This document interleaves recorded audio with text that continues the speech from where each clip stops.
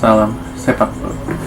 Ya, pekan ini kan yang cukup sibuk, terutama untuk klub-klub dari Inggris karena di tengah pekan ini udah mulai masuk ke Liga Inggris lagi. Ya, selain itu juga ada Coppa Italia ya, untuk tim-tim dari Italia. Coppa Italia sendiri udah memasuki babak perempat final yang dini hari nanti akan menyajikan pertarungan yang cukup seru. Oke.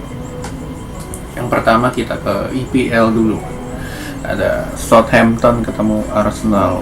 Ya, sebenarnya ini kan merupakan replay match dari babak keempat FA Cup kemarin ya, dimana ketika itu Arsenal lebih banyak menghadirkan peluang, lebih kontrol the game, namun nyatanya dengan dengan trio ini depannya Bapuk, Willian, dan Nketiah dengan PP yang sama sekali bapuk itu, jadi mereka nggak bisa cetak gol. Nah, cuman di sini harusnya Arsenal bisa seminimal mungkin menahan imbang melawan Southampton yang penampilannya nggak terlalu bagus-bagus amat. Terutama di sini mereka hanya mengandalkan satu playmaker, di mana hanya mengandalkan Ward-Prowse saja. Selain itu untuk koordinasi pertandingan pun ketika Ward-Prowse ditempel oleh beberapa pemain, aliran bola Southampton ini nggak jalan. Nah, itulah yang mungkin akan diterapkan oleh Arteta nanti. Ya, prediksi untuk Southampton ketemu Arsenal kemungkinan besar akan imbang, atau mungkin Arsenal akan menang tipis ketimbang Southampton. Oke? Lanjut ke WBA ketemu City. Ya, WBA ini kan tim parkir bus yang sama sekali nggak punya koordinasi penyerangan yang bagus. Terutama ketika mereka melawan tim-tim besar, mereka otomatis memarkir 10 pemainnya di area pertahanannya sendiri. Nah, kemungkinan besar formasi seperti itu akan diterapkan oleh skuad asuhan Big Sam ini ketika menghadapi Pep. Karena apa? Karena secara kualitas individu lu udah kalah, dan lu cuma punya satu-satunya jalan adalah bertahan ngincar counter. Cuman Big Sam ini kan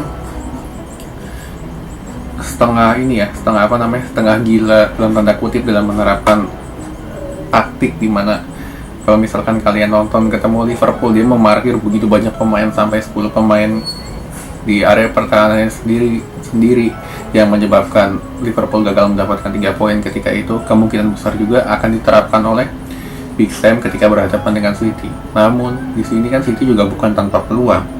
City nggak cuma ngandelin trio lini depannya doang, tapi semua lini bisa bermain, bisa pegang bola mulai dari back tengah, back sayap, right winger, left winger, ataupun juga dari lini depan. Nah, lini depannya ini Pep akhir-akhir ini lebih gemar memasang false nine dengan menempatkan seperti Bernardo ataupun seperti Mahrez di depan. Temukan sesekali Kevin De Bruyne di depan. Nah, itulah mungkin yang akan membuat bingung bagaimana Big Sam ini menerapkan formasi apa yang akan diterapkan, karena silih berganti pemain City ini dapat mengisi posisi dari lini depan itu. Ya, prediksi gua WBA ketemu City harusnya bisa ngebantai kalau misalkan masih bermain seperti yang sudah kemarin dengan bermain false nine ataupun striker palsu. Oke? Lanjut ke Inter ketemu AC Milan. Nah, ini dari Coppa Italia nih.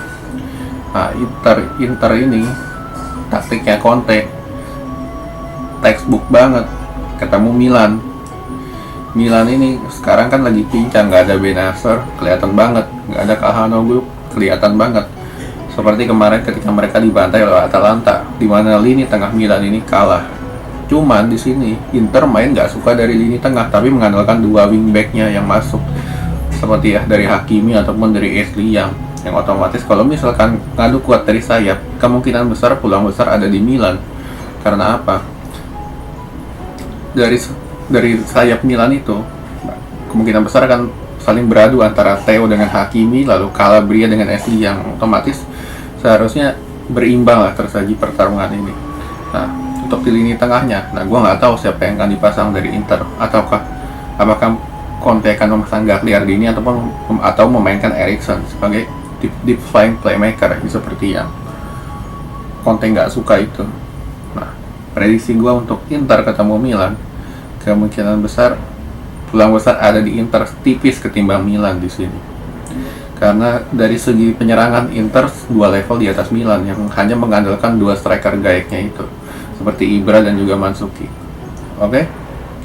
Lalu kita lanjut ke IPL lagi, ada Chelsea ketemu Wolves.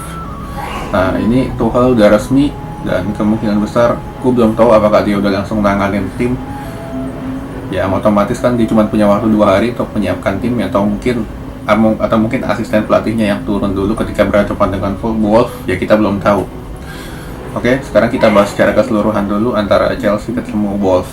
Ya, Chelsea ini kan penampilan di bawah asuhan Lampard benar-benar ancur-ancuran ya, terutama di 7-8 match terakhir, yang otomatis Lampard ini lebih menyukai crossing yang sudah bisa ditebak arah bolanya, nggak ada kreativitas dari lini tengah. Ketemu Wolves ini tim yang defensifnya ini begitu kuat, nah, yang begitu kuat mirip-mirip kayak Atletico Madrid lah istilahnya. Nah, Chelsea ini ketemu tim yang begini kan kesulitan nih, kebobolan kena counter seperti yang sudah-sudah. Nah, prediksi gue di sini kalau misalkan Tuchel turun dengan memainkan taktik seperti yang dilakukan di PSG, harusnya Wolves nggak ada kesulitan. Namun kalau misalkan masih asisten pelatihnya yang turun ketika berhadapan dengan Wolves, ya otomatis taktiknya Chelsea nggak banyak berubah kayak kemarin. Peluang besar kalau misalkan asistennya yang turun dengan taktik yang sama, Wolves ada peluang untuk bisa menang. Oke? Lalu kita ke MU ketemu Sheffield. Ya, MU ketemu Sheffield ini kan Sheffield yang sekarang bukan tahun lalu. Sheffield yang tahun ini lebih hancur dari segi defensif, nggak punya kreativitas lini tengah, lini depan. Jadi nggak heran Sheffield peringkat 20 sekarang atau 19 ketemu MU yang lagi bagus dalam arti skill individu, moral pemainnya lagi bagus, bukan secara taktik. Apalagi kemarin mereka kan moralnya juga bisa ngalahin Liverpool dan kemungkinan besar akan melanjutkan tren positif ketemu Sheffield yang seharusnya nggak ada masalah. Oke. Lalu yang terakhir ada Liverpool ketemu Tottenham. Nah, ini yang menarik. Liverpool kalah 2 match terakhir. Pertama ketemu Burnley, kedua ketemu MU, dua-duanya kena counter. Namun Tottenham ahlinya counter. Ya, ini akan terjadi pertarungan sengit. Kalau misalkan Klopp masih memasang si Rhys Williams ataupun siapa namanya Milner sebagai DM, gak heran di sini Tottenham akan bisa mengambil alih. Namun yang seharusnya mungkin diterapkan oleh Klopp ketika berhadapan dengan si siapa Spurs ini harusnya memilih menduetkan seperti Fabinho dengan Matip lah istilahnya. Kalau misalkan Matip udah sembuh, cuman nggak ada pilihan, bench lo kayak gitu kok, cuma ada Rhys Williams, Neco Williams, 2 back, Matip cedera.